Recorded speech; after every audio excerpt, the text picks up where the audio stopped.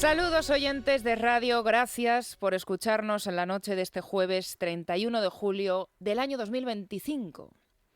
Mañana arrancan oficialmente las vacaciones para gran parte de España, para nuestros políticos. Algunos, se han desaparecido antes de finalizar el mes de julio, otros llevan escondidos mucho más tiempo. Y hoy el que ha cerrado curso y ha hecho su particular balance con preguntas de los periodistas, 5 turnos, tampoco demasiadas, ha sido el líder del Partido Popular, Alberto Núñez Feijóo. Hoy también ha sido un día de dimisiones forzadas, de hermanos que no se van, que se quedan en Portugal, de cuñados de profesión albañil, que también se llevaron lo suyo en la trama navarra, y de fontaneras imputadas. El titular del Juzgado de Instrucción número 9 de Madrid, el juez Arturo Zamarriego, ha imputado esta mañana a Leire Díez, fontanera de las cloacas del Partido Socialista, por 2 delitos: cohecho y tráfico de influencias. Leire Díez tendrá que declarar el próximo 11 de noviembre. El auto del juez tiene 5 páginas y en ellas dice que la denuncia que ha motivado su imputación se viene a alegar que ésta, a la sazón militante del Partido Socialista Obrero Español, recibió un encargo para neutralizar las investigaciones llevadas a cabo por la Unidad Central Operativa de la Guardia Civil sobre delitos supuestamente cometidos por dirigentes socialistas, cierro comillas. Leire Díez ha sido imputada porque en febrero de este año se reunió, como saben ustedes, con el empresario investigado en la trama de hidrocarburos, Alejandro Hamlin, para acabar con el fiscal anticorrupción José Grinda y el teniente coronel de la Guardia Civil, Antonio Balas, jefe del Departamento de Delincuencia de la UCO, responsable de emitir todos los informes del caso Begoña Gómez, de la trama Coldo, del fiscal general, del hermano de Pedro Sánchez, y el que descubrió el maletín marrón donde Anchón Alonso guardaba el documento secreto que otorgaba a Cerdán el 45% de la empresa que encabezaba la trama navarra Servinavar. En esa reunión de la fontanera del Partido Socialista con Hamlin le acompañaban el también miembro de las cloacas socialistas Javier Pérez Dolcet y el letrado Jacobo Teijelo, desde hace 3 semanas también abogado de Santos Cerdán. A Dolcet y a Teijelo también les ha citado el juez como testigos junto al comandante de la Guardia Civil, otro viejo conocido en esta trama, Rubén Villalba, que también se reunió con Leire Díez por el mismo asunto. Fue el Confidencial quien desveló el encuentro entre las cloacas del Partido Socialista y el investigado en la trama de hidrocarburos para acabar con el teniente coronel Balas. Y estos son 3 de los audios de aquel día, en el mes de mayo, que publicó en exclusiva este periódico. ¿Qué sabemos de Balas? Cuéntanos algo de Balas. Pero yo puedo contar muchísimas cosas del señor Antonio Balas, pero decirme qué es lo que quieren de mí. A ver, una cosa a ti me interesa. Vamos a parar aquí un momento, porfa. Mira, yo soy de abreviar mucho esto. No necesito a todo el mundo ahora, ¿vale? No necesito a todo el mundo. Necesito a Balas. Fundamental. Es importante que esté documentado. Yo, con que haya 4 cosas documentadas, me vale. No hace falta que sean 250 de presunciones, ¿vale? Y una cosa te voy a decir. No, yo te voy a decir otra. Tengo una cosa, con una cosa que te dé ya está muerto. Pues perfecto, ya está, mejor todavía me lo pones. ¿Y por qué es interesante la decisión que ha tomado hoy el juez Zamarriego? Por cierto, el mismo que instruye la causa contra Errejón y el que investigó también en su momento al pequeño Nicolás. Pues porque la clave del caso Leire es poder aclarar si actuaba por cuenta propia o si recibía órdenes de más arriba. Si cuando se reunió con Hamlin para ofrecerle un acuerdo con la Abogacía del Estado y con la Fiscalía para evitar su condena a cambio de información sobre un supuesto caso de corrupción que implicaría al teniente coronel Balas, lo hacía con capacidad para poder ofrecerle este pacto. Si cuando un mes más tarde, en la reunión con el comandante Villalba, quien le ofreció protección judicial y también un puesto en la Dirección General de la Guardia Civil, a cambio de información sensible para acabar con la Guardia Civil y para enterrar las causas judiciales que afectan al Partido Socialista, se actuaba en solitario, o si en la cúpula del Partido Socialista eran plenamente conscientes de estas artimañas y si respondía a un encargo concreto y de quién. Ni fontanera ni cobarde. Ni fontanera ni cobarde. Claro, ella lo negó, ya lo saben ustedes. Ella negó estar a sueldo de Ferraz o del gobierno y nos contó aquello de un libro que luego creo que se fue convirtiendo en un proyecto de serie, pero hasta entonces era militante del Partido Socialista y también trabajó en Correos. A Miguel Ángel Pérez, hoy que es un día tan interesante en lo judicial, le hemos trasladado dos preguntas muy concretas para ver si nos puede él arrojar algo más de luz sobre lo que nos espera tras esta decisión que ha tomado hoy el titular del Juzgado de Instrucción número 9 de Madrid. Sobre el caso Leire, pero también luego le vamos a preguntar sobre el caso Cerdán, porque hoy hay novedades.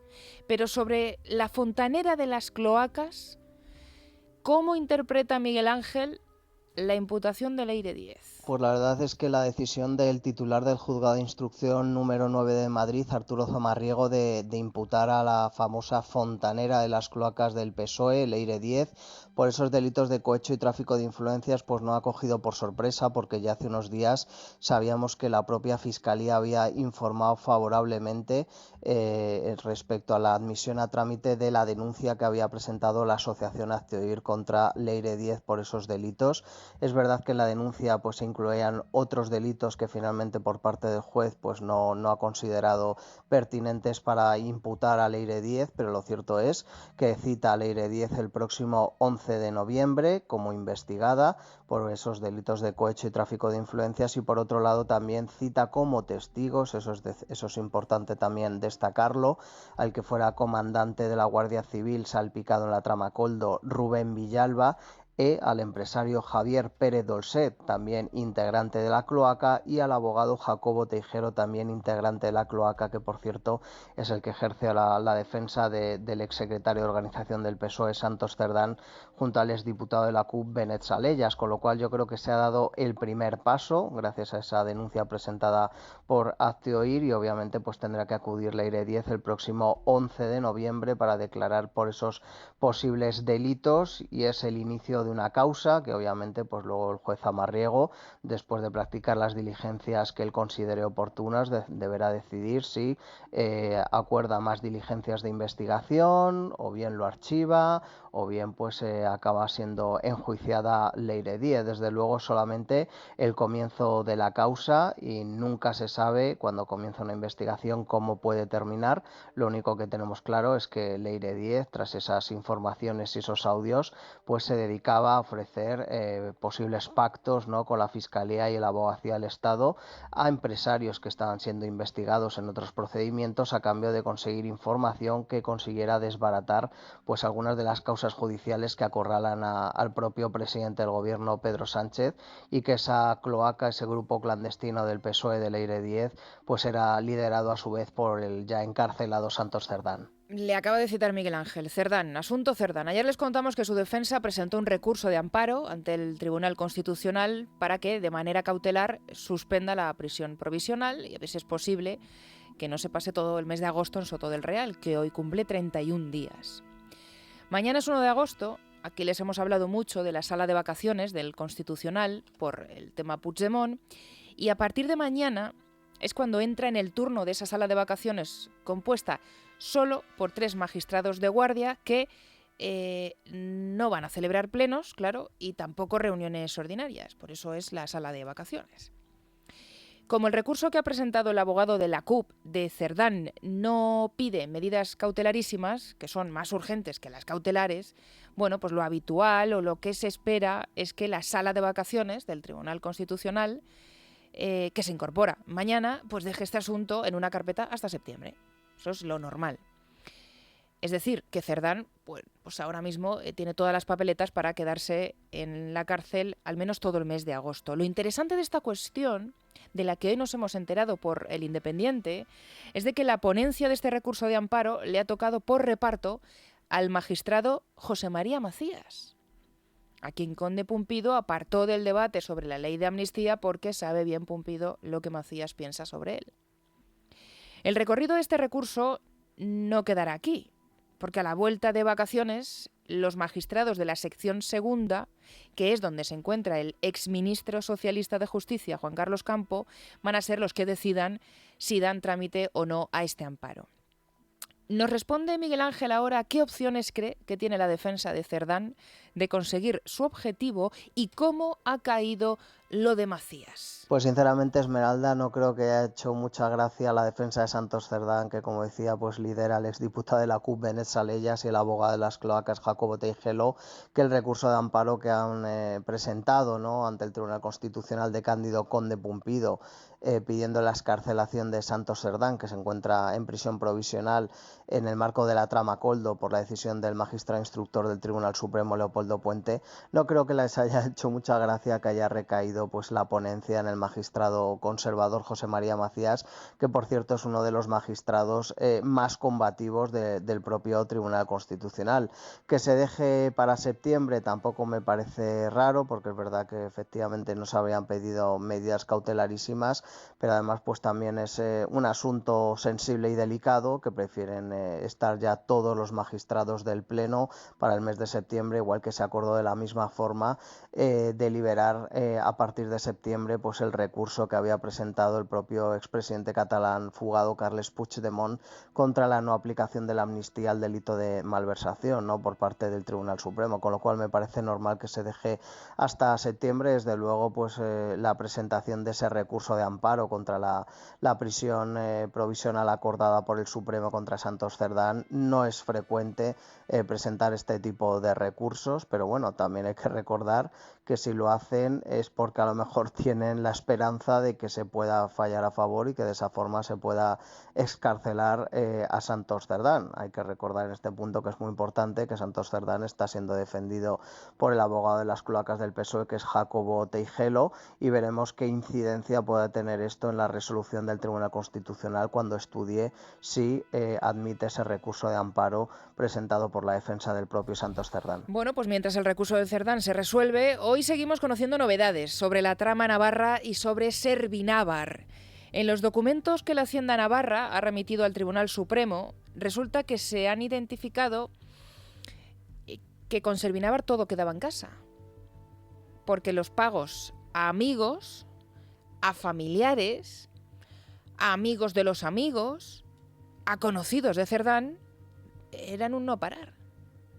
Sabíamos que Servinávar pagó a la hermana de Cerdán 22.000 euros entre enero y septiembre de 2020, esto lo contamos ayer, más otros 220.000 por sus trabajos de asesoría. Esto es lo último. Lo que no sabíamos, esto es lo que adelanta hoy el Confidencial, es que también estaba en nómina, además de su hermana, la hermana de Cerdán, el cuñado de Cerdán, Antonio Muñoz Cano, que es albañil de profesión y que trabajó también en Servinávar entre los años 19 y 22, 2019-2022, a cambio de 61.600 euros. Lo de la pareja del ex número 2 de Chivite en el Partido Socialista Navarro, Ramón Alzorriz, también lo supimos hace semanas. Lo que no conocíamos era su sueldo. Hoy sí. Y la nómina fue creciendo. 14.300 euros en 2021, 31.400 en 2022, misma cantidad en 2023, 25.500 en 2024. Tampoco sabíamos que el protegido de María Jesús Montero, expresidente de la SEPI, Vicente Fernández Guerrero, el expresidente de la SEPI, que se pasó luego a Servinávar a hacer labores de departamento comercial. Tampoco sabíamos que estaba recibiendo unos suculentos pagos de Servinávar. 68.600 euros brutos en 2021, 33.200 euros en 2023. No hay datos de lo que percibió en 2022, pero sí que consta que le retuvieron cerca de 41.000 euros, por lo que se estima que pudo cobrar algo más de 110.000 euros ese año. Resumiendo, que para no tener nada que ver Santos Cerdán con Servinávar, como ha defendido el propio exsecretario de organización de Pedro Sánchez, pues la empresa empezó a despegar y a contratar con el gobierno de Navarra a partir de que él desembarcara en la sociedad. Y de paso colocó a su hermana y a su cuñado. El magistrado del Tribunal Supremo, que es Leopoldo Puente, ha dictado una providencia para que se dé traslado del voluminoso informe de la Hacienda Foral a la UCO. Así que ahora van a ser los agentes de la Guardia Civil los que analicen el documento de forma pormenorizada. Estaremos atentos, porque aquí también, pues imagínense, saldrá muchísimo material. 8:16 de la noche. Les decíamos al comienzo del programa que hoy también ha sido un día de balance de final de curso. Siguen con lo del final de curso y siguen los políticos, bueno, pues cerrando carpetas y anunciando sus vacaciones. Hoy ha tocado el turno al presidente del Partido Popular y al líder de la oposición, Alberto Núñez Feijóo, que es el que hoy ha hecho su particular balance, Ricardo. Feijóo ha querido cerrar el curso político desde la calle Génova con un mensaje completamente distinto al lanzado el lunes por el presidente del Gobierno. El líder del PP ha dicho que la comparecencia de Sánchez del pasado lunes ha sido un mitin en la Moncloa y ha ironizado diciendo que ni siquiera los datos económicos pueden tapar los abusos y las mentiras de su Gobierno. Feijóo, sobre la corrupción que rodea al Partido Socialista, ha dicho lo siguiente. Nunca llegaron al poder para luchar contra la corrupción, sino para beneficiarse de ella. España padece una crisis institucional porque tiene un presidente sin ningún límite moral, que miente sobre todo y que ha construido su proyecto político y vital con presuntos delincuentes corruptos y personas que amañaban primarias con total naturalidad. Feijóo además ha vinculado el falso feminismo del Gobierno con la corrupción y ha vuelto a recordar que Pedro Sánchez no solo ha convivido con prostíbulos en la economía familiar, sino que su Gobierno llegó a pagar prostitutas con dinero negro. Este curso también ha quedado claro que quien vino a ondear la bandera feminista, quitando esa legitimidad al resto del mundo, ha resultado estar rodeado de machistas. Ha quedado claro que el sanchismo es machismo. El presidente de los populares ha prometido limpieza total y reconstruir España después de la etapa de Pedro Sánchez. Ha asegurado también que su compromiso es estar preparados para cuando sean las elecciones y que todo dependerá de los socios del Gobierno. Todas aquellas leyes que suponen un atropello contra la igualdad, como la ley de amnistía o, en su caso, la ley del cupo separatista, serán derogadas. Todas aquellas leyes que suponen rebajar los delitos a los políticos, el Código Penal, concretamente, lo que se refiere al delito de sedición, malversación de fondos públicos, serán modificados. Se concretará y se limitará las competencias del Gobierno en materia de indultos. Y, desde luego, un Gobierno del Partido Popular no va a indultar a personas condenadas por malversación de fondos públicos. Y Feijóo ha tratado de desmontar el balance triunfalista de Pedro Sánchez con algunos datos. Por ejemplo, le ha recordado que en los últimos años hasta 14 países de la Unión Europea han crecido más que España, que ahora a su vez tiene un problema serio de pobreza infantil. Si hoy los ciudadanos se preguntan con respecto a hace un año, si pagar más impuestos les ha traído mejores servicios, la respuesta es no. Si llenar la nevera resulta más fácil, la respuesta es no. Si es más sencillo acceder a una vivienda, la respuesta es no. Si hay más control en nuestras fronteras, la respuesta es no. Si la corrupción eran bulos, como se decía hace un año, la respuesta es no. Y si alguien ha devuelto algo de lo robado, la respuesta es no. Feijóo se va ya de vacaciones con la vista puesta en una nueva ofensiva contra el Gobierno que comenzará en el mes de septiembre. Rubén Fernández, buenas noches. Buenas noches, Esmeralda. Oye, ¿cómo se marcha el Partido Popular de vacaciones? Te lo pregunto porque esta mañana hemos visto a un Feijóo preparado y listo para gobernar, ha dicho él, y ha dado por finiquitada la legislatura. Sí, lo acabas de comentar ahora mismo, ¿no? El PP ha hecho un balance opuesto al de Sánchez, ha mostrado sus divergencias en economía, empleo, situación del país, en todo. Y no parece que sean unas vacaciones muy intensas, ya que el Partido Popular quiere que Félix Bolaños, el ministro de Presidencia y Justicia, comparezca de urgencia en el Congreso y en el Senado para explicar el respaldo del Gobierno al fiscal procesado, Álvaro García Ortiz.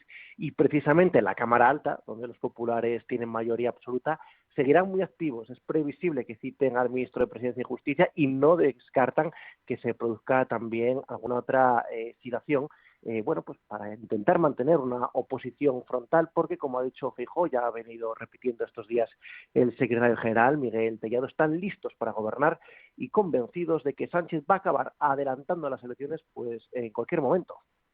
Hacía referencia al procesamiento del fiscal general del Estado. Claro, en esa comparecencia Feijóo ha ido haciendo repaso también por lo que ha bautizado como el bienio negro, ha dicho. Uno de los puntos más oscuros ha sido para él, para el líder del Partido Popular, por supuesto, además de todos los casos de corrupción que cercan al entorno político y personal de Pedro Sánchez, pues la decisión que se confirmó antes de ayer, por parte del Tribunal Supremo del procesamiento de Álvaro García Ortiz. Ya escuchamos al presidente del Gobierno, Rubén, en Marivent, el martes, veces hacer una férrea defensa de García Ortiz. Después le siguieron otros ministros, pero ayer nos llamó mucho la atención las declaraciones de la ministra de Defensa, de Margarita Robles, juez de carrera, desmarcándose del argumentario de Moncloa, aunque es verdad que hoy ha reculado un poco. Si te parece, vamos a recordar lo que dijo ayer Robles, lo que ha dicho hoy y cómo ha tratado de sortear la pregunta María Jesús Montero en Televisión Española sobre el posicionamiento de Robles y el fiscal general. Mira, las dimisiones son siempre una cuestión personal. Cada uno tiene que saber en función de su responsabilidad lo que tiene que hacer en cada momento. Por tanto, yo no soy quien para decirle al fiscal general del Estado lo que tiene que hacer. Yo creo que ahora es el momento de dejar trabajar al Tribunal Supremo, tener plena confianza en el Tribunal Supremo y a las instituciones. No la escuché, disculpe, no la escuché, pero desde luego el fiscal general está haciendo y ha hecho un trabajo magnífico al frente de esta institución. Insisto, tiene el aval del presidente del Gobierno. Yo no creo que sea un tema de marcarse o desmarcarse. Yo creo que lo que dije es una cosa clarísima. Dejemos trabajar a los tribunales y al final las dimisiones son siempre hechos personales. No estamos hablando de ceses. El Gobierno de España no puede cesar a un fiscal. Hombre, ese yo no la escuché de María Jesús Montero, Rubén, muy creíble no ha sonado, la verdad. Yo no sé si empieza a haber fisuras entre los miembros del Gobierno a la hora de salir en defensa del fiscal general. Bueno, solo hemos visto de momento esas declaraciones de Margarita Robles, que yo creo que más bien hay que enmarcarlas en una juez del Supremo en excedencia. No hay que olvidar que han sido 15 jueces los que han ido avalando esta investigación y que ahora han sido los jueces del alto tribunal, ex colegas de Margarita Robles, quienes la han ratificado. Aunque, bueno, es cierto que también no hemos escuchado solo a Robles, ¿no? En los últimos días, ayer, por ejemplo, hemos escuchado a Josep Borrell, que tiene una cierta autoridad, ¿no? Ya que fue alto representante de la Unión Europea y el primer ministro de Exteriores de Pedro Sánchez, y como no, la voz discordante siempre de Paje, aunque ayer tampoco acaba de rematar la situación, ¿no? Dejaba entrever un cierto malestar, pero no acaba de pedir la dimisión. Así que yo diría que es algo más bien puntual y de momento lo cierto es que el argumentario que siguen replicando el resto de ministros es el del primer día, que bueno, que no hay que condenar a quien persigue el delito. Eso es una afirmación que sigue en el argumentario del Gobierno y que ayer, por ejemplo, replicaba la ministra Elma Sáez, así que filas cerradas a excepción de la jueza en excedencia del Supremo. Por el momento hay que decir que hoy el juez del Supremo, Luis Hurtado, le ha dado 3 días a la Fiscalía y al resto de partes personadas para que se pronuncien sobre esa petición que ayer les contábamos de la APIF, de la Asociación Profesional e Independiente de Fiscales, de suspender a García Ortiz como fiscal, básicamente porque si no el juicio estaría contaminado. Rubén, creo que te vas de vacaciones, ¿no? Sí. Bueno, pues descansa, que merecido te lo tienes. Muchísimas gracias. Un abrazo fuerte. Un abrazo. Y un asunto más para completarles el menú informativo de este día, de este jueves, porque hoy ya saben que ha dimitido José María Ángel como comisionado del Gobierno para la DANA y que también ha dejado la presidencia del Partido Socialista Valenciano, bueno, pues después de haber mentido con su título académico. ¿Les va a sorprender, Lucía, lo que ha dicho la líder del Partido Socialista Valenciano sobre José María Ángel? ¿Qué es lo que ha dicho Diana Morán? Diana Morán ha asegurado que no se arrepiente de haberle dado esa responsabilidad y ha defendido la trayectoria política de José María Ángel. La ministra ha asegurado que nadie le ha pedido la dimisión al ya excomisionado, pero que respetan su decisión. A Morán le han preguntado si José María Ángel le ha dado explicaciones sobre su título presuntamente falsificado. El señor José María Ángel se le han pedido explicaciones y las ha dado, tanto al Ministerio, también al partido al que pertenece. No se le ha pedido la dimisión y, sin embargo, él ha querido dar un paso al lado para defender el valor a proteger, que son las víctimas de la DANA. Pero, desde luego, yo tengo que respetar, y ustedes lo tendrán que entender, que desde el momento en que toma esa decisión y yo la respeto, tengo que respetar su decisión de, a partir de ahora, defenderse desde el ámbito privado. Al final de la ronda de preguntas, Morán ha dicho esto de José María Ángel. Y por otra parte, yo vuelvo a repetir que no me arrepiento de haber hecho presidente a José María Ángel y no voy a renunciar a él. Cabe destacar que la Fiscalía considera que esa falsificación está acreditada. Morán no ha sido la única que se ha pronunciado sobre este caso. La vicepresidenta María Jesús Montero, eso sí, se ha distanciado más. Lo ha hecho en una entrevista en Televisión Española.